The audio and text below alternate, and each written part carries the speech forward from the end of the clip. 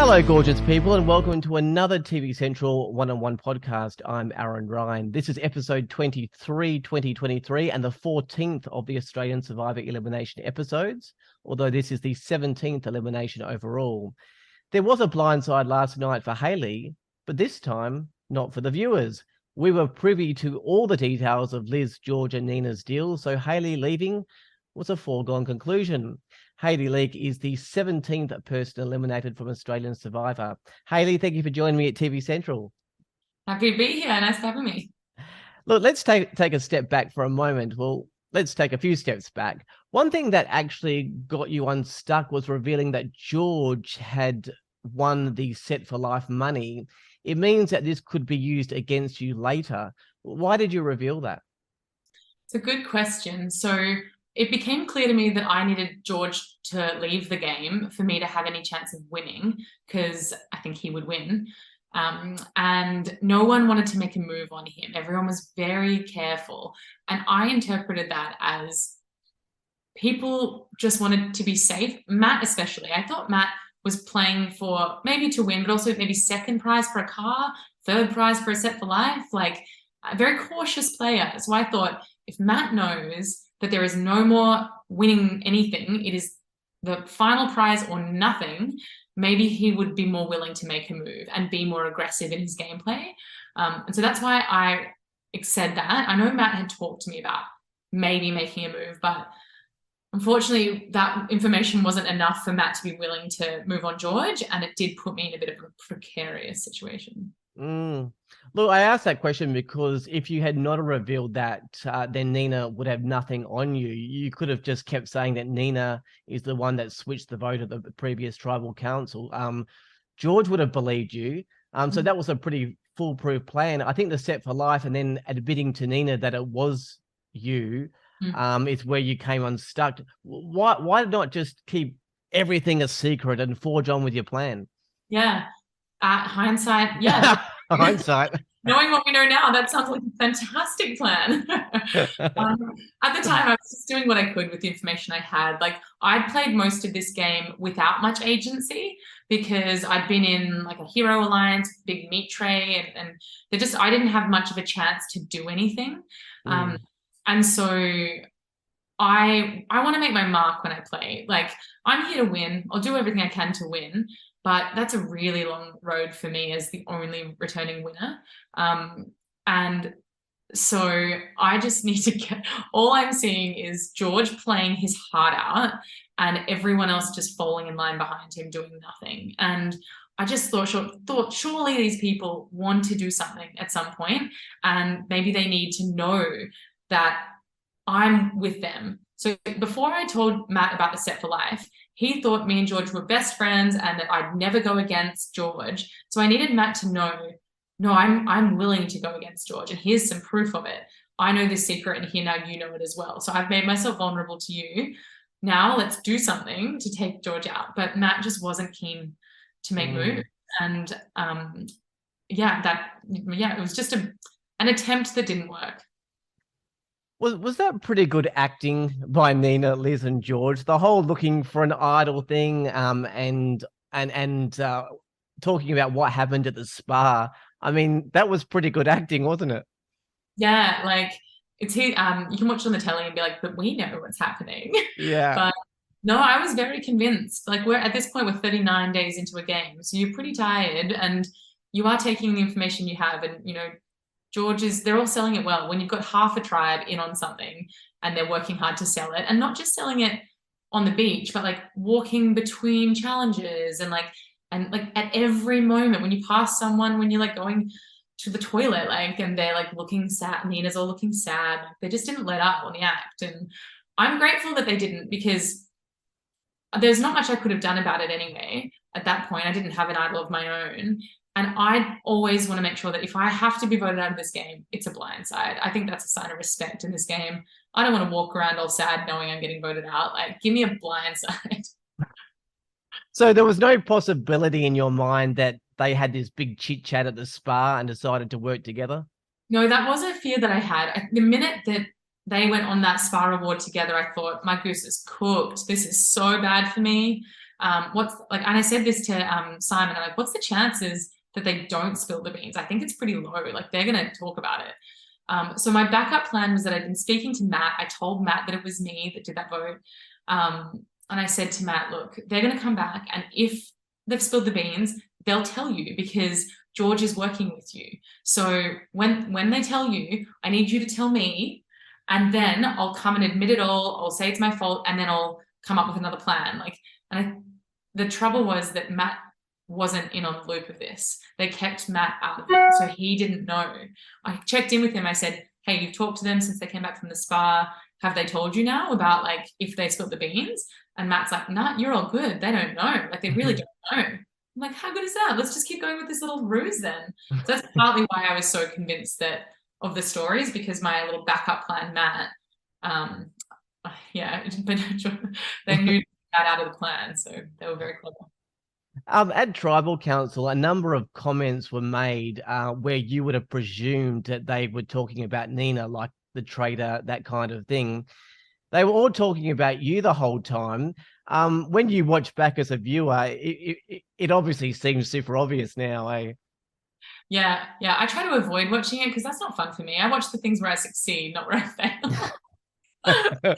But I did like zoom through it, and I can see that obviously it looks like that's for me, but I didn't know. I really didn't know. I was surprised. Yeah, and that's fine. Like, I never thought I'd even get as far as, I didn't think I'd get past the first week, let alone final 7. And by this point, like, when I get voted out, you can see I'm pretty happy. Like, I'm really happy with that experience, how far I got. And the jury villa looked epic. Like, some of my favorite players ever sitting on that jury bench. And like the idea of going to hang out with like Shawnee and Flick and like just like drink margaritas by the pool, when I couldn't really see like an end path for me in this game where I was going to win. Like, take me to the villa if I can't win.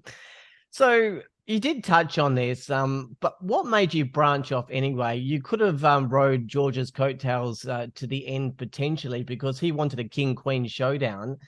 So what was aligning with Simon? And I mean, I gather I know why you did it, but I just thought I'd get your explanation. Yeah, so my read of the game right now is that George beats everyone at the end. George has my vote if he gets to the end, right? Like, if I'm sitting next to George, I still vote for George. Like, I see his game. And I've won before, so it's a pretty tall, like, you'd have to really not like George to have me and him at the end again, and for me to win again when I've already won. Like, and like, Australians, they don't want to give the win to a winner. Like, they don't want to do that. They want to give the win to a new person. So I did not, like, I love George. Unfortunately, I'm not going to be the person who like bombs my game so he can win, which I kind of like did bomb my game in the end, but I just couldn't put myself at the end next to him when I think he's a shoo-in to win that. So I had to try to find a way to get to the end next to someone I thought I could beat. And honestly, I don't think there's many people left in the game that I think I can beat at this stage. I think Liz's game is better. She's better friends. I think George's game is better. I wouldn't want to sit next to Nina because she's got heaps of friends on the jury. So I kind of see my only options as like Jerry and Simon as people that you might think of voting me for. And I don't know if the viewer really gets that, but like, that's definitely the sentiment of the jury. Like, Hayley's won before. Like, why don't we give it to her again? I just want to ask a slightly different question. Has anyone ever asked you about your facial expressions? Because yourself and Simon are quite expressive, and you don't shield your reactions, like especially at Tribal Council. Some people like to give a straight face, not to give anything away, I guess. I always enjoy your reactions. Do you see that when you look back?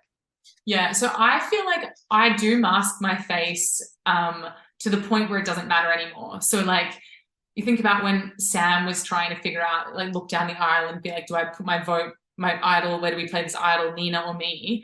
I was giving him nothing, because if my whole alliance was sitting next to me and they would have seen me give him that. So I try not to give much, but I see my faces as well. Like, when I win a challenge or something, like, I make the same face as Simon. The face that I told him, make your face better. That's the face that I make as well. I'm waiting for someone to make a montage of like Simon and me with our like shocked faces. Yeah. This is just an observation, and maybe I'm getting mixed up, but I think you're on the same page as me. I don't understand why everyone wants to keep this George alliance. Now, assuming they get rid of Simon, and that's not a given, all of the rest are now in the George alliance. So now what? You all got here, and now he's probably going to be the dictator about who goes now. I think your time was about right, to actually make a move. Is anybody thinking that, that only one alliance will exist very soon? I think everyone thinks they're in the inner core of that alliance, and I think that that the word shield was used a lot out there. And I think that people are seeing George as a shield, someone who takes all the heat that they can take out later. I think people were using me as a shield a little bit, but I'm not a very good shield in the second half of the game because I can win individual immunity challenges, especially endurance ones. So you don't really want to use me as a shield and then I am immune. But someone like George hasn't shown that he can win those challenges. So I see what they might be doing here. They might be trying to use him as a shield, but that's not how I like to play. Like, I don't want to hide behind someone while they make every single move in the game. Like, it's fun for maybe an audience to watch, but you've lost Shawnee, you've lost me, and you've kind of lost the people who are willing to make moves against George. So let's see what they do. Like, it's a dangerous game, and it might be George's. You stood by Simon. Did you see what I saw? I mean, I feel sorry for him. He was betrayed by Geordie, whom he thought he had a really strong alliance with, and then he really genuinely thought he had that idol. And he was helping his team. When it was revealed that it was a fake idol, people turned on him. Is he misunderstood, or are there other things going on the island that that we don't see? No, I think that's a fair read. I'm very good friends with Simon. I was before I went in the game, and I still am. Simon is really keen, and he's always going to try to come up with a plan. But no, I think you're right. Like, he means well. Like, he tries to be really kind and nice and help people out, and he'll open your coconut, and he's not a bad person. There's no bad bone in his body. He just is really keen to be a big game player and to make big moves, and might not always have the strategy behind it, but he has the enthusiasm, and that's why we love him. There's been a few sliding doors moments on the show, and one of them was you revealing to Nina that the vote was going on Sam. Now, they had two idols, and there was only three of them, left. They banged on you with telling a great big lie. And I've spoken to Sean, and he thought that you could be lying, but he also said Simon had given him information that was, contrary to what you were saying. But that was a big moment. That could have changed the whole game, right? Yeah, if George went home at that point, like, I don't know if I have a path to the end, but the game is definitely broken open, and a lot of people can play in lots of different ways. I think that what I would have liked about that is it would have put me in a majority with Sam, Nina, Sean, and Simon. But like, then I could have flipped back to the other side, and like I'm okay to be like middle person that they need for that move. So that's would have been good because it would have put me in that position.